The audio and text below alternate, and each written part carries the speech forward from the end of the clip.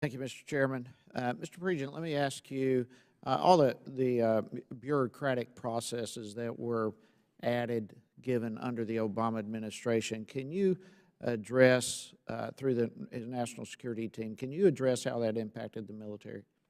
Well, commanders were being questioned by aides in the National Security Council whether or not they should actually go forward with a target.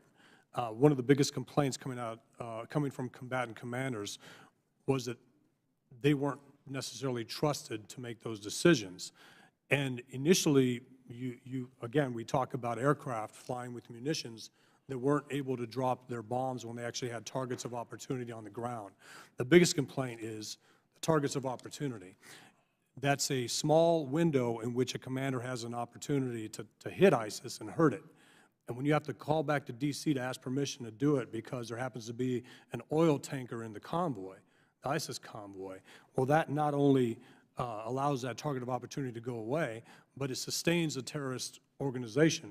Remember, ISIS early on in 2015 was estimated to receive, what, $500 million a year in the illicit oil trade.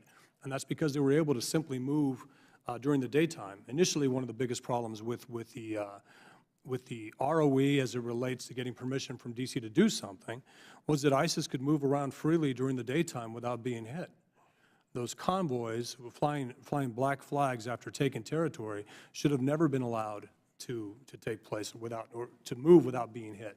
And the biggest complaint was they had to get permission from D.C. All right, so you're saying our commanders were not trusted.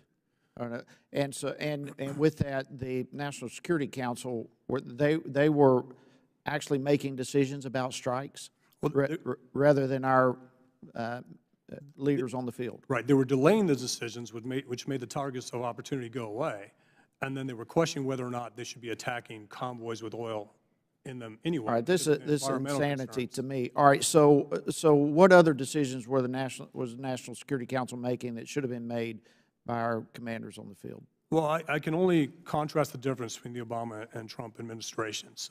Combatant commanders now can make those decisions on the ground. They're able to use lethal force to degrade ISIS, to defeat ISIS, and they're trusted. And that should be no surprise. Both H.R. McMaster and Secretary Mattis were both combatant commanders in Iraq. They didn't have to ask D.C. for permission to do anything. So it's good that they pushed it down to combatant commanders in Iraq and Syria to be able to do these things without asking permission, as well as Afghanistan. So that's the key difference.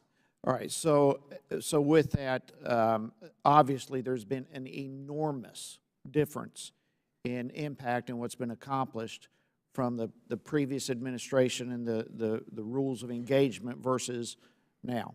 Yes, ISIS leadership, initially we had success with our information operations campaigns. In 2015, we talked about an imminent move on Mosul. That resulted in ISIS high-value targets and convoys of ISIS fighters and equipment to leave Mosul to go to Syria during the daytime without being hit. That's not happening now. We did not see ISIS try to reinforce Mosul. We did not see ISIS try to reinforce any of the territories that were taken under the Trump administration. And one of the key differences also is every piece of territory that ISIS lost under the Obama administration using this proxy force of a predominantly Shia Iraqi security force with IRGC militias, there was a negotiated evacuation of ISIS fighters. You saw that in Fallujah with convoys leaving Fallujah. You saw that in Ramadi. Initially in Mosul, we saw that. But the combatant commanders on the ground wanted to close off Mosul so that nobody could get out. And that's one of the differences that I think has expedited the loss of territory for ISIS. The way you phrased it a while ago, though, is extremely strong, where our commanders were not trusted. That's just stunning to me. Whereas now they are trusted, and the difference of outcome between those two points of view is enormous. I'll just go back to what Secretary Gates did in Afghanistan. He walked into a Joint Special Operations Center and saw a phone line connected directly to the NSC. He said, "What is that for?" They said, "It goes back to the NSC." He said, "Rip it out of the wall. If they call you, if the White House calls you, you tell them to call me." And that's a key difference there. That's excellent. Thank you for your testimonies, each of you. Mr. Chairman, I yield back. Gentleman yields back. Chair now recognizes the gentleman from Illinois for 5 minutes. Thank you, Chairman DeSantis, and thank you, Ranking Member